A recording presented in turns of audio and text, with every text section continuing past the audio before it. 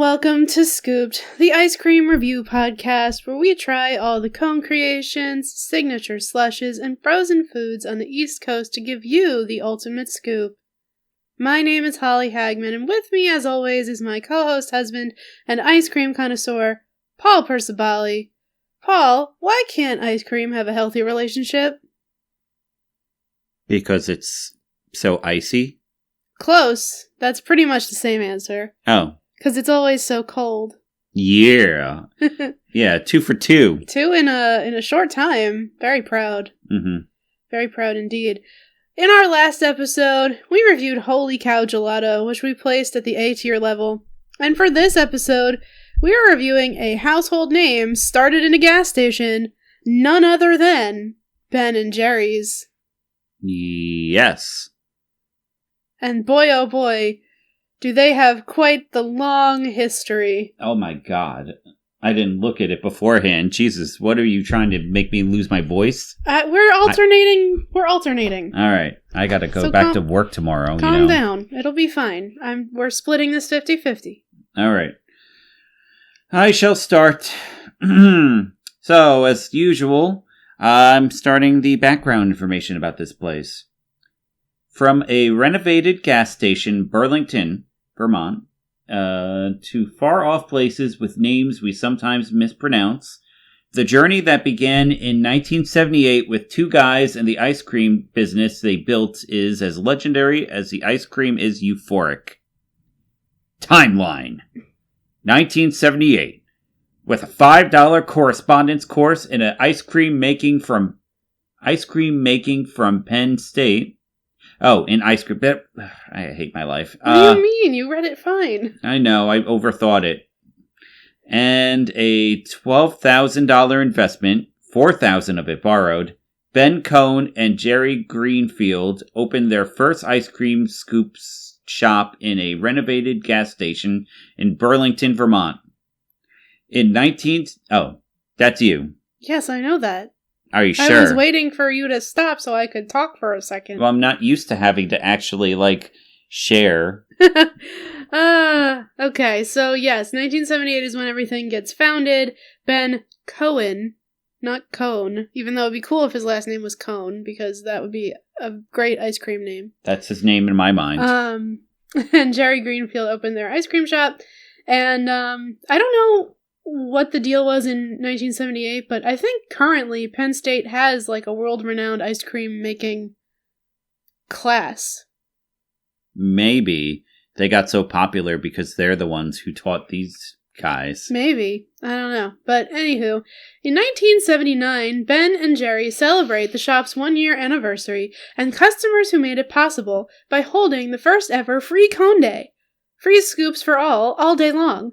The annual ice cream giveaway continues today in their scoop shops around the world. I'm surprised that they, are even in business anymore after that. Right? Yes. In 1980, Ben and Jerry's rent space in an old spool and bobbin mill on South Champlain Street in Burlington and began packing their ice cream in pints. What is a spool and bobbin mill? Is like a sewing mill? Sewing, yeah. Okay. I think textiles. The reason? To distribute the grocery and mom and pop stores along the restaurant delivery routes. Ben services out of the back of his old VW squareback wagon. What's a squareback wagon? It's an old car. Oh, is it? Oh, it's like the big old rectangles with the lights on them and that they have the wheels and then you drive them? Yeah. That is not what I thought. Okay. Well, this is what it looks like. Cool. Anywho, so that was 1980. As of 1981, as the news of Ben & Jerry's spreads, more and more people want a lick. So the first franchise scoop shop opens in Shelburne, Vermont. So originally they had, their regular store, and then now they're starting to franchise by 1981.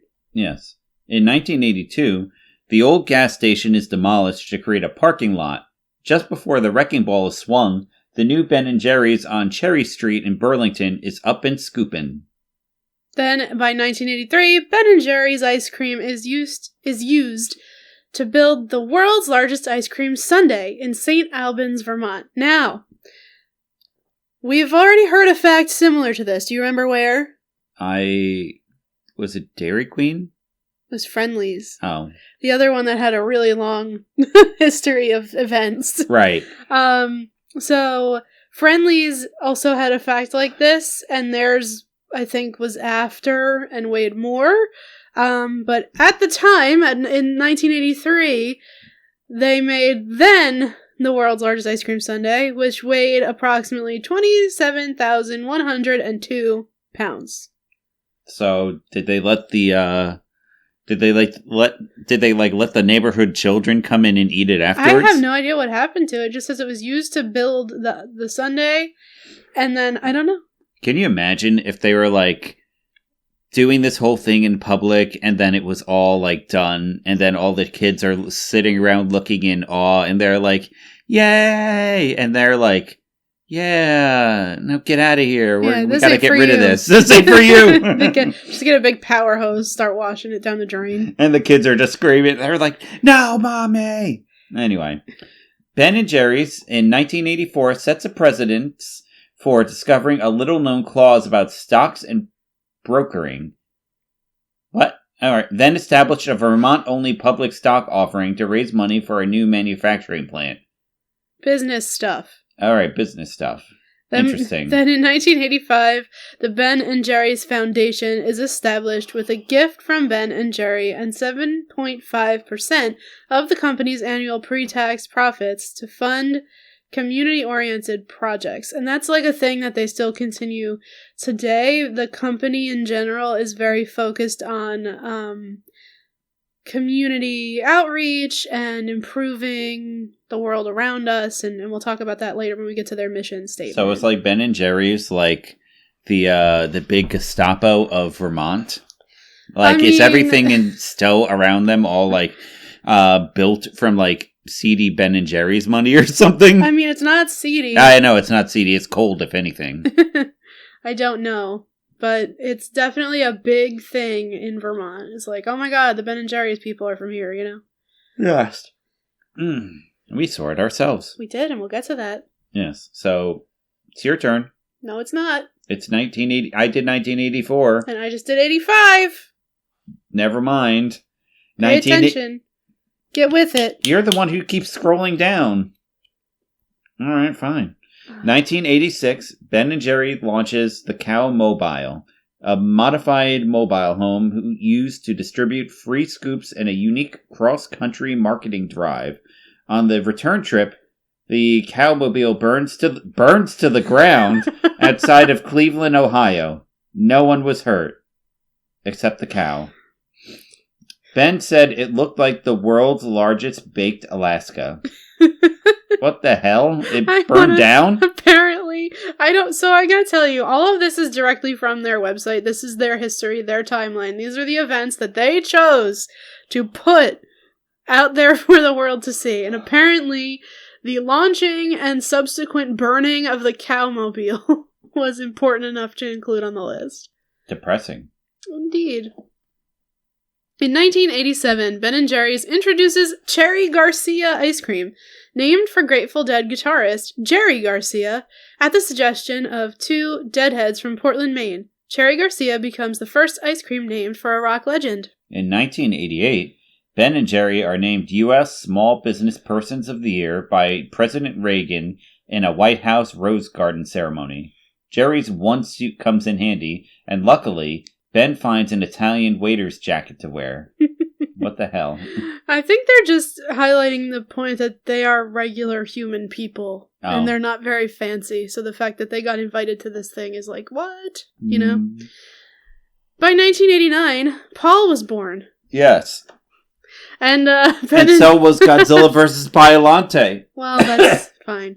And also, Ben & Jerry's comes out against recombinant bovine growth hormone, or RBGH, based on concerns about its adverse economic impact on family farming and public confidence in the wholesomeness of dairy products. In 1990, $8 million Ben & Jerry's Pints carry a support farm aid message as part of the grassroots effort of Farm Aid, a non-profit organization whose mission is to keep family farmers on their land. See what I'm saying? Yes.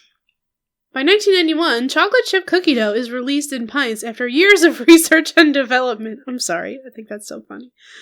The flavor rockets to the top of the most popular in pints list. Today, it still reigns among our all-time flavor hits. The first ever batch of the flavor was created in Ben & Jerry's Burlington Scoop Shop in 1984, the result of an anonymous note scribbled on the shop's suggestion board. Yes, I remember them telling about that during, the tour.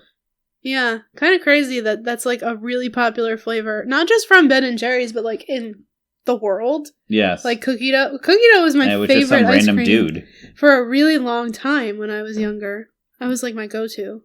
Yep. In 1992, Ben & Jerry's joins in a cooperative campaign with the national non-profit Children's Defense Fund. The campaign goal is to bring children's basic needs to the top of the nation's national agenda. Over 70,000 postcards are sent to Congress concerning kids and other national issues. Okay.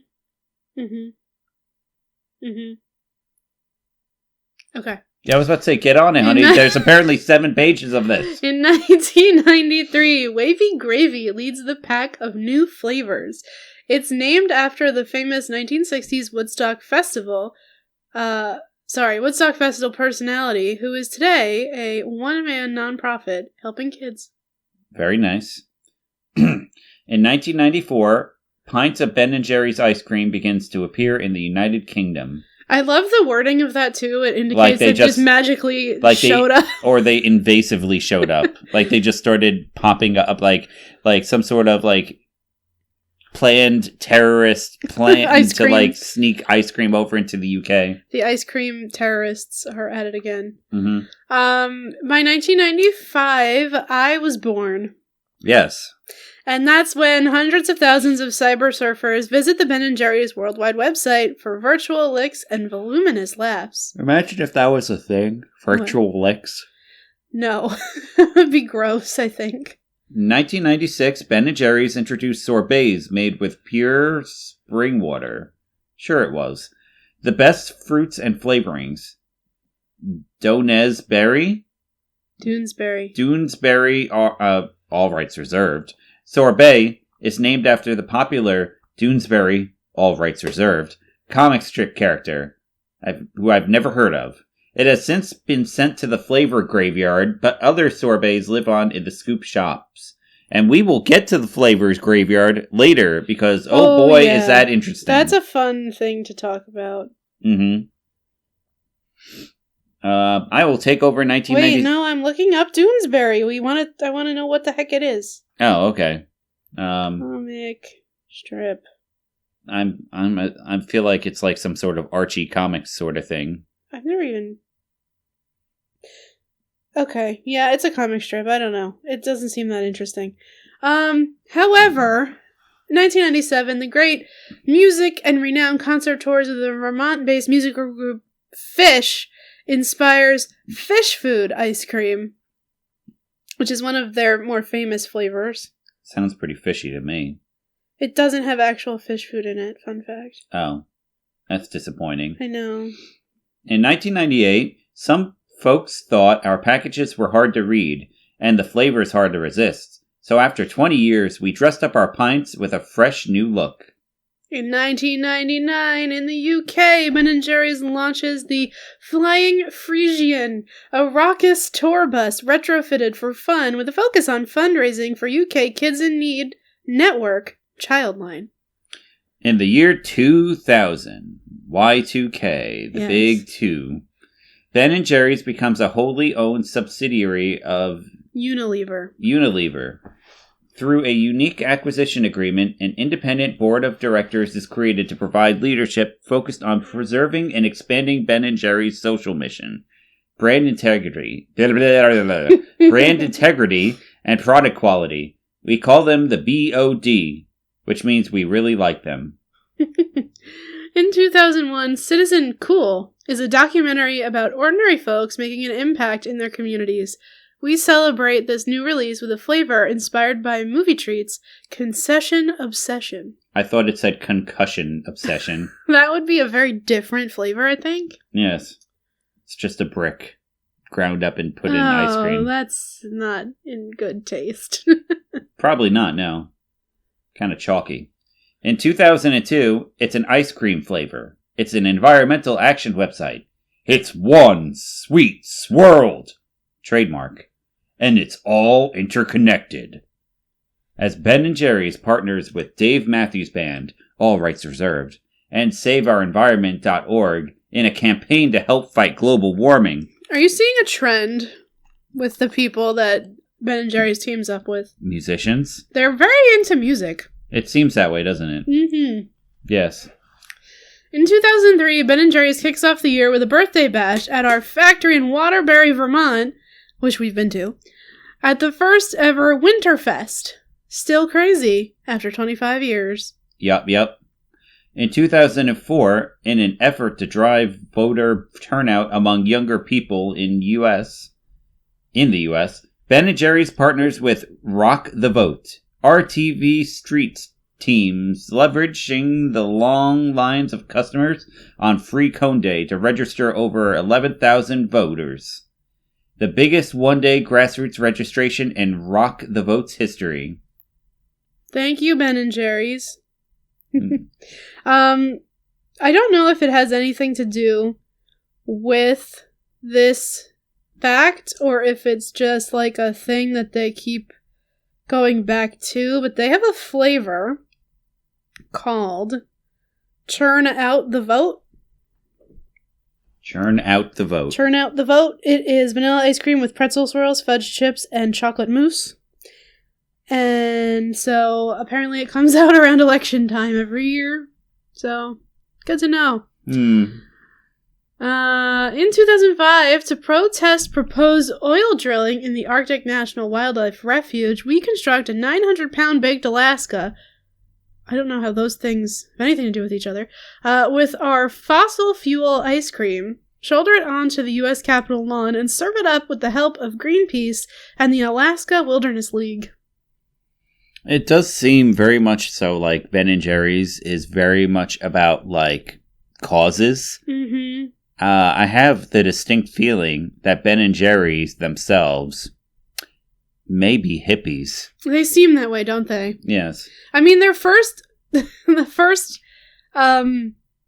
flavor they named after a musician was after a guy in the Grateful Dead. I think it's safe to say that they're hippies. That they might be hippies. Okay.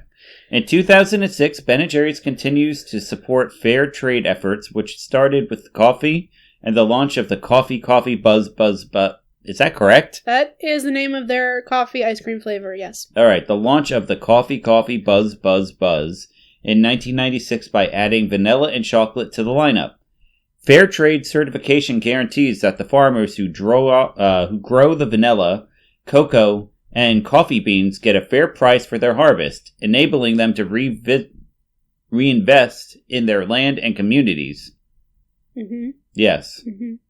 In 2007, when the U.S. Food and Drug Administration declared that it believed meat and milk from cloned animals was safe to eat, we were beside ourselves twice over. To show our disappointment with the FDA's decision and urge Americans to speak out against cloning, we sent a determined herd of cow-costumed folks to Washington, D.C. for a truth or clone sequences demonstration. I bet you didn't think you'd hear about cloning in this timeline. Nope. All right. In 2008, we introduced Goodbye Yellow Brick Road in Try again. We introduced Goodbye Yellow Brickle Road. What's a brickle? It's like I want to say it's like it's an ice cream flavor. It's candy. Yeah, this has to do with an ice cream flavor. Hold on. I'll look it up. In recognition of Elton John's first concert in Vermont. Yeah, it's like a toffee nut. Oh, you got it? Thing. Yes. Okay. Toffee. That's such a funny word. Yeah, a little. In 2009, we hold an international Do the World a Flavor contest, encouraging people to share their ideas for a fair trade flavor. Top contestants visit the Dominican Republic, tour a cocoa co-op. Cocoa co-op. Say that 10 times fast. Yeah, we're dealing with a lot of tongue twisters in this episode. And build a playground for children in the village of Yabon. The winning flavor, Almond Delight, is featured in scoop shops across the U.S. as a limited batch in 2010. In 2010, Ben & Jerry's makes a significant commitment to source fair trade ingredients and to support the global fair trade movement. We're in the process of converting our ingredients to fair trade globally, where we feel we can have the greatest impact on improving the lives of farmers, strengthening their communities, and protecting the environment. In 2011, when protesters in New York City and other places take to the streets under the Occupy Wall Street banner in the fall of 2011 to rally against increasing economic inequality in the United States. That was that long ago? Uh-huh. I know, right? High unemployment, mortgage fraud, and too much corporate influence in American politics, Ben & Jerry's board of directors issues a direct statement of solidarity, and we show up in Zugatti Park on several occasions to scoop ice cream for the occupiers. In 2012, Ben & Jerry's gets creative with the Real Greek Yogurt, introducing an epic selection of Greek frozen yogurt flavors that are uniquely creamy, boldly loaded with chunks and swirls, not chucks. No. Definitely no small vermin. And really good Greek and good. And really Greek and good. Yes. Stop laughing at me! I'm laughing at the writing. The writing is insane. It's really Greek and good, our Greek yogurt. I can't. I just cannot. In 2013, when I was graduating high school, as the campaign to label food products made with GMO ingredients moves across the United States, including Vermont, Ben & Jerry's is proud to stand with the growing consumer movement for transparency and the right to know what's in our food supply by supporting mandatory GMO labeling legislation. In 2013, we also commit to transitioning all of our ingredients to be fully sourced, non-GMO. Yes. In 2014, our fans have spoken and want a... Shouldn't it be had? Whatever. I'm going to correct it. Our fans had spoken and wanted a non-dairy option. They even went as far as starting a change.org petition. It took them till 2014 to introduce a non-dairy option. That's kind of wild. That is kind of wild. How progressive they are and everything else, and that's surprising to me. Yes. In 2015, the concoction is called caramel and chocolate ice creams with chocolate cookie swirls and gobs of chocolate chip cookie dough and peanut butter cookie dough. If the flavor becomes half as popular as the unflappable Fallon, who was dubbed Entertainer of the Year, it may give Ben & Jerry's other classic combinations a run for their money. In 2016... Wait, what? Wait, what? Hang on, I gotta... Is that the Tonight Dough? Is that what that one is? Maybe. Anywho... Because it's a... Hold on. Oh. Because we can talk for a second, it's okay. Are we allowed to? Yeah. There's so many, though. Or did we really have enough time to even breathe? We do. We have plenty of time. There's no problems. Yes, this is the Jimmy Fallon flavor. It's called the Tonight Dough. I don't know why it doesn't say that in the fact, but... That would be too easy, apparently. Yeah. Anyway, carrying on in 2016. In 2016, our non-dairy flavor creations are made with almond milk, 100% certified vegan, and boldly loaded with chunks and swirls. You'll get Ben & Jerry's euphoria in every bite. These flavors deliver everything but the cow. The first non-dairy flavors in our lineup were chocolate fudge brownie, chunky monkey, coffee caramel fudge, and PB and cookies. I don't know why I expected you to go, like, in a world where non-dairy flavors I was channeling that energy. It was very much like that narrator. Yes. In 2017, pint slices inspired by the very pest. Wow. Good job, honey. The very best part of the pint. give fans a way to enjoy euphoric flavors, chunks and swirls. They're really about chunks and swirls. Yeah, it seems that way, doesn't it? In a round single serving that's enrobed in a decadent chocolatey coating. It's a to-go order of ice cream goodness that's easy to take on the road and hard to resist. In 2018, alongside with those nutty chunks, this pint packs a powerful message under its lid. Together, we can build a more just and equitable tomorrow. I got that right? Equitable? Cool. You did. Proud of me. In 2019, Ben & Jerry's flavor and action campaign supporting reforms that invest in people instead of prisons to deliver justice for all, instead of just for some. In 2012, Ben & Jerry's launches a change and... Nope. Ben & Jerry's launches Change is Brewing as part of our ongoing work to advance not radical justice. We want the opposite of that. Racial justice.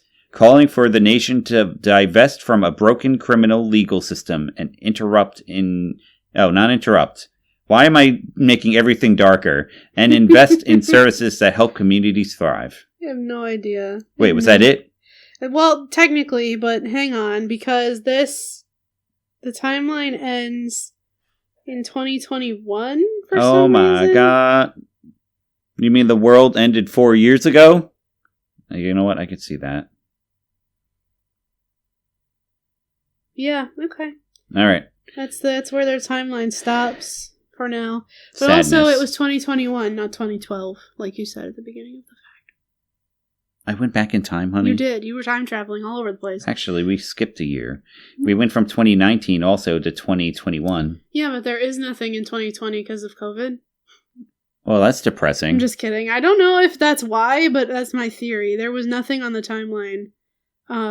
If anything, people wanted ice cream more during that time. True. Anywho. True. Free Code Day is April 8th, by the way. It's coming up. We can't forget. No, we'll have to... Where are we going to even go? I don't know. Vermont? Just kidding. We're not going to drive to Vermont just for a free ice cream cone. Are you sure? I'm pretty sure. All right, fine. But as you can probably tell from the facts we shared on the timeline, Ben & Jerry's is really all about activism. They have a thing on their website specifically dedicated to explaining why they have a focus like that, so I'm going to explain it right now. We believe that ice cream can change the world. We have a progressive, nonpartisan social mission that seeks to meet human needs and eliminate injustices in our local, national, and international communities by integrating these concerns in our day-to-day business activities. We love making ice cream, but using our business to make the world a better place gives our work its meaning. Guided by our core values, we seek in all we do, at every level of our business, to advance human rights and dignity, support social and economic justice for historically marginalized communities, and protect and restore the Earth's natural systems. In other words, we use ice cream to change the world. I love these ice cream hippies. This is so nice. They're great. I love them. They are so much fun. And their mission, Ben & Jerry's, is founded on and dedicated to a sustainable corporate concept of linked prosperity. Central to the mission of Ben & Jerry's is the belief that all three parts of its mission must equally thrive in a manner that commands deep respect for individuals inside and outside of the company and support the communities of which they are a part. And it's just so nice. Like, everything I read on their website makes me like them more. Yes. Too bad we didn't get to end up inside one of those tours that they end up, like, peeking in on. Yeah, we learned that when we did the tour, that apparently they sometimes like to sneak into them.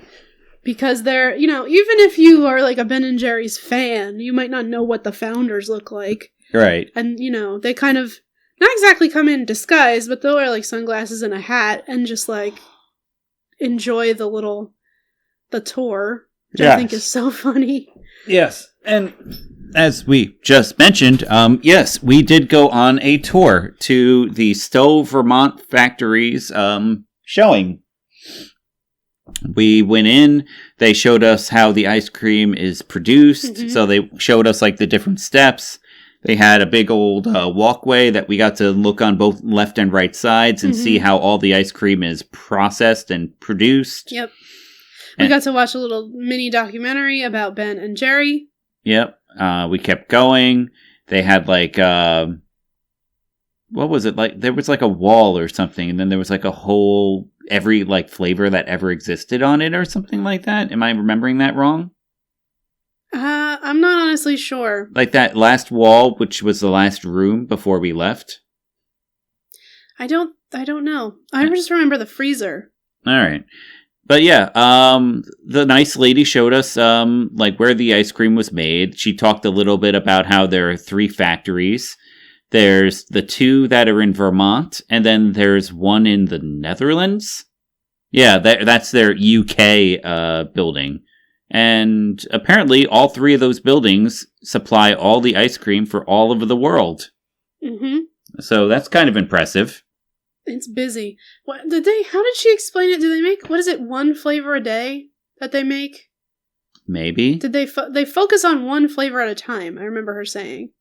That would make sense if they did 1 flavor a day. Because I'm pretty sure that's why we ended up with the flavor we ended up with. Oh, the one that they let us taste at the end? Yeah. Oh. Well, I don't remember it being a flavor I particularly liked, but... Really? Oh, I liked it. It was Which good. one was it? It was called Churray for Churros. Oh, that was very you. It was a cinnamon flavored ice cream with mini churro pieces and cinnamon swirls. Yeah, that's you. That's not a Paul thing. Well, it was decent. It's not something I think I would, buy all the time, but it was good. Uh-huh. And then, I don't know. When we were heading out, we went through a gift shop. Yes. Oh, and then we took that cute picture. Yeah, well, we have that picture around, and we're going to include it probably as our selfie picture at the end. So we yeah, probably should look forward to that. Oh my God, we almost forgot about the graveyard. No, we didn't. Don't you worry. I'm not done. We're not even close to done. So the tour guide, I think it was important to note, because she was like, at the end, she's like, oh, just ask me any questions if you have them before you leave. And I'm like nosy. So I'm like, what's your favorite Ben & Jerry's flavor? And the reason I knew that the coffee one was called that is because she said hers was called Coffee, Coffee, Buzz, Buzz, Buzz. And I think that's the craziest thing ever. So Buzz, Buzz, Buzz really has no spaces between them? I mean, I don't know. It does in my notes. Well, one of those didn't have spaces. Whatever. It's not a big deal. Well, now I need to know. No, you don't. No. All right. Anyway, yeah. They got a lot of flavors. They have so many flavors that a lot of them end up getting retired. Mm-hmm. Yeah. They have tons of active there are no spaces in it, and there's an exclamation point at the end. Wow, okay. So they have a ton of active flavors, and then if you think they have a ton of flavors now, you should look at the flavor graveyard, because, oh my God, there are so many flavors that they used to have that they don't anymore. And when we say flavor graveyard, we mean there is a legitimate graveyard in the back of the... it's in the front. On the property, after the playground, where they have all of the old retired ice cream flavors listed on gravestones. Mm-hmm. And we spent so much time walking around and looking at every flavor that we could possibly do. And, some of them made me sad. Some of them actually sounded pretty good. I think there was a lemon blueberry one. I don't remember. I took a couple of photos of specific... So I took a picture of the flavor graveyard itself, right? The entrance to it. And then a couple of the flavors that I have single photos of include something called White Russian, and so each little gravestone has a mini poem on it talking about when, and then the dates of when the flavor was active. So White Russian says, bid adieu to old White Russian, our tears they are a gushin'. But in our scoop shops, please don't forget, dead it's not, oh no, not yet. Because Russian is... Yeah. Yeah. Yeah. It was apparently lasted for 10 years from 1986 to 1996, and it was coffee ice cream with Kahlua coffee liqueur. Yes. Wavy Gravy, that's one that was mentioned in the history. Does it have real gravy in it? No. It was caramel, cashew, Brazil nut ice cream with almonds and chocolate hazelnut fudge swirl and roasted almonds. That's a lot of nuts. Uh-huh. I love how these gravestones have, like, pretty pictures on them also. Mm-hmm. Like, and the cones have little... Wings. Wings. Because they're little angels. They did. Holy cannoli. How could they give up the holy cannoli? Holy cannoli only lasted for a year. I don't understand. I love cannoli ice cream. Fossil fuel. Mm-hmm. Oh, that's an eagle. So depressing. Some of them sound pretty good. Yeah. I swore there was like a lemon blueberry one also. There may have been. There's a lot in this photo. Hang on. Sometimes they're like dead within like a month, aren't they? Yeah. Well, some of them didn't even last a full year. So depressing. It was Wild Maine Blueberry. Oh, yeah. Lasted for a year. That's so depressing, man. I would have loved that. Sorry. Mm. But yeah, so we examined the the flavor graveyard for quite some time because it was just interesting to wander around and see what the deal is. But you want to hear probably about the current signature dishes and flavors that Ben & Jerry's has. Probably, yeah. Probably. So let's talk about Only that. 36 minutes into the video. Yeah, you know. So, Ben & Jerry's ice cream pints are recognizable all over the world. Ben had the genius idea to pack their iconic ice cream flavors into pint-sized packages to sell in grocery stores, and the rest is history. Today, we still pack our ice cream pints full of the euphoric chunks and swirls. Chunks and swirls again. Chunks and swirls. We're known for. I'm starting to wonder if that was like their nicknames or something when they were in school. I don't know, man. Chunk and swirl. Chunk and swirl. Yeah. Instead of Ben & Jerry. Imagine if that was the name of that would be a nice company name. Chunk and swirl. Yeah, when we inevitably make our own ice cream company, we're going to call it Chunk and Swirl. That's funny. I'm Chunk. Okay, I could be swirl. Deal. Works for me. Bet. All right, so let's get into the actual flavors. So, let's get into first like what they sell, which I'm sure everyone knows by this point. They sell ice cream pints. What? Mini cups and Scoopapalooza sizes. Whatever that is. So the pint is a pint, the mini cup is smaller than a pint, and the Scoopapalooza is like a larger size, like a... It's a thick boy? Yeah. Okay. They also have non-dairy pints, which, as the name may suggest, it doesn't have dairy. What? I know, right? How could you tell me that? I'm telling you now. Oh my god. All right. They also have cookie dough chunks, and we've freed the chunks. We know. Sometimes when you're digging into a Ben & Jerry's pint, you're really just chasing those chunks with reckless abandon. Not me. I like to eat everything very organized so that I have a little bit of everything in every bite, even if I have to cut things in half. All right then. Anyway. Go straight for that good stuff with a bag of totally snackable cookie dough chunks. Yes. End quote. So they have basically like edible cookie dough that you can just buy, that you can eat in a bag. Isn't that nice? Yes. In addition to their regular ice cream pints, they have specialty types of pints. Because Ben & Jerry's doesn't just do ice cream one way. Oh, no.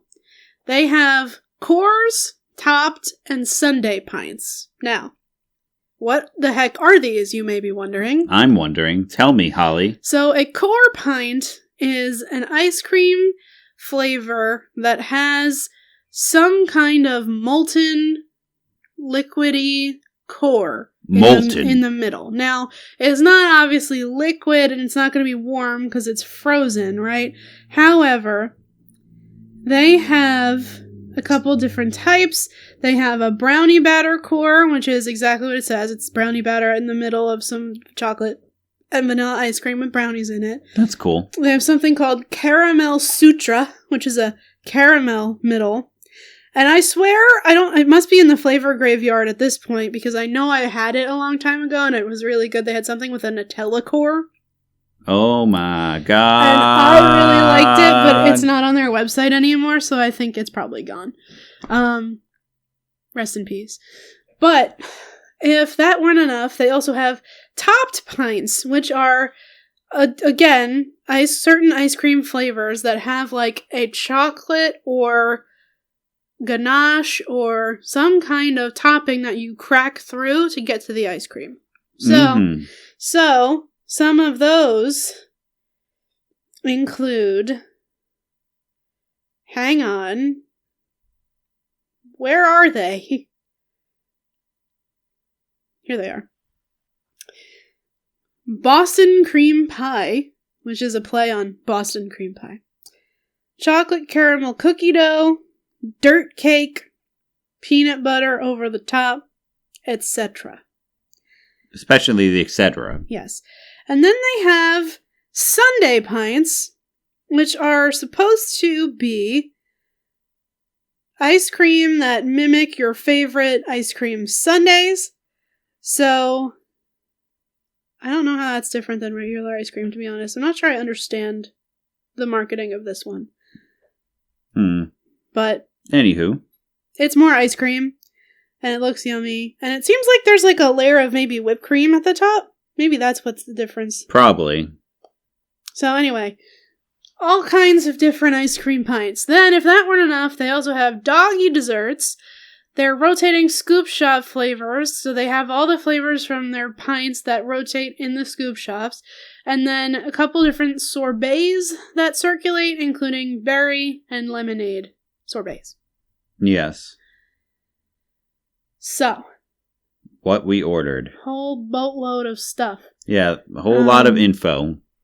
Even Dairy Queen didn't have this much information, did they? Nope. Neither Friendly's didn't either. Friendly's was close, I think, but this is a busy one. So, this is one of those times where we didn't go out and buy Ben & Jerry's to make this episode. We just have had enough experience with Ben & Jerry's to make the episode. Yes. Including our tour of the factory. So, in our factory tour, we talked about it. We got Churray for Churros, which is a flavor that I enjoyed. Paul thought was okay. It was free. We were excited by that. And the factory tour, by the way, is very, very inexpensive. It's only about $6 to $8 a person. To get in, so that's kind of cool. And for an hour of your time. That is very affordable. It's very affordable. And then you get to wander around the flavor graveyard for as long as you want. What was our occasion for going? I know that we were on vacation when we went up to Stowe, Vermont, but Correct. What was the occasion? Was it just a regular vacation? It was just a regular vacation. It was kind of like our honeymoon 2.0. I was about to say, because we went to Buffalo for our actual honeymoon. That's why I was wondering. Personally, Yeah. I thought it was nicer than our actual honeymoon. This trip was nicer than our actual honeymoon. There were no bees. The bees, man. Why were there so many bees in Niagara Falls? It was weird. Yeah. It was very scary. Mm-hmm. And we have an ice cream episode about our honeymoon that we're going to talk about at some point. Yes. But not today. Today is about Ben & Jerry's. So, Churray for Churros, we've both had. It's pretty decent. I talked about the Nutella core ice cream I had a long time ago. I really, really enjoyed it. A couple other flavors I want to highlight as things I've enjoyed from Ben & Jerry's over the years include something called half-baked, which for a long time, my favorite ice cream flavor was chocolate chip cookie dough. However, every single place that I've ever seen chocolate chip cookie dough has it mixed into vanilla ice cream. And I, as the world knows by this point, prefer chocolate ice cream, always. Oh my god, I never knew. No, go ahead. I know. But what was cool about Ben & Jerry's in their half-baked flavor is it is a mixture of chocolate ice cream and vanilla ice cream. And then the half-baked items that are swirled into it are cookie dough, chocolate chip cookie dough pieces, and brownie chunks. And it is so freaking good. It's not even fair. And they are not stingy with the chunks. Hence all the references to chunks and swirls, I think. Yes. It's really, really good. I enjoy that very much. Now, another flavor I would like to highlight for Ben & Jerry's is not my flavor. Not one, like, I've had it and I enjoyed it, but I'm not where it originated, if that makes sense. My mother has always, for as long as I can remember, probably since before my birth, purchased the Chubby Hubby flavor of Ben & Jerry's ice cream, which is a vanilla ice cream base with, I want to say, pretzels and peanut butter in it. I'm going to pull up the exact description because it's freaking super good. You know, feel free to fill the dead air, Paul. Oh, sorry, I zoned out. I mean, I could just go into mine while you're looking that stuff up. All right, vanilla malt ice cream with peanutty fudge-covered pretzels and fudge and peanut butter swirls. So, it's a really good, like, chocolate-covered pretzel, peanut butter, vanilla combo. Yeah. And it's really, really good. I have also seen in my freezer and have tried a bite or two of something called chocolate therapy, which is like just ultimate chocolate ice cream with chocolate cookies and swirls of chocolate pudding.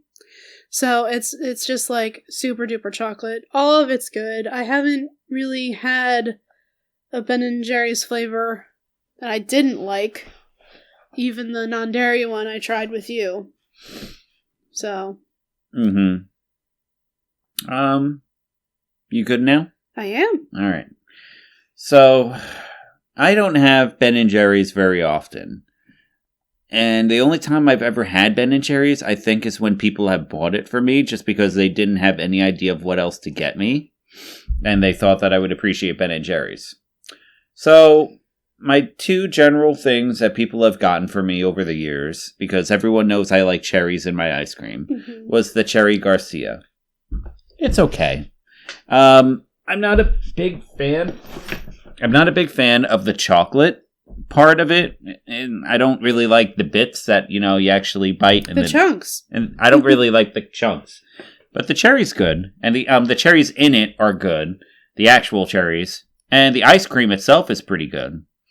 So, it's not cherry vanilla, but it's still pretty good. So if it didn't have the chocolate chunks, then it would have probably been better. Yeah. That's fair. Or if it was like white chocolate or something. Ah, I see. And then the only other flavor I can really remember having, is the non-dairy mint chip, which is like another thing that people thought that I would have liked in the past, and they've gotten it for me. So, mint chip, because I like mint.